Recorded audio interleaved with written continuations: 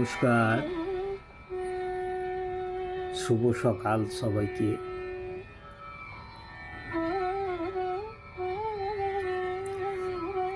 একটা কবিতা মনে পড়ে গেল। কবিতাটার নাম হচ্ছে বৃদ্ধ।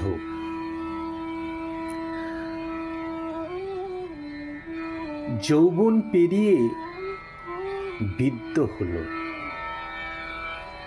চামড়ায় ছিল টান,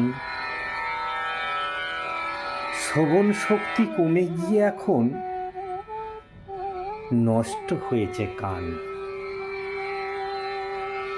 মুখে স্বাদ নেই, হাতে জোর নেই, পায়ে করে ব্যথা। এই মানুষটি ছিল একদিন গায়ের জোরে নেতা। অপেক্ষাতে তার দিন চলেছে, আসতে পারে ডাক। সেই চিঠিটা দেবেন আমাদের স্বয়ং মহাপ্রভুর ডাক। চিঠি আসার সাথে সাথেই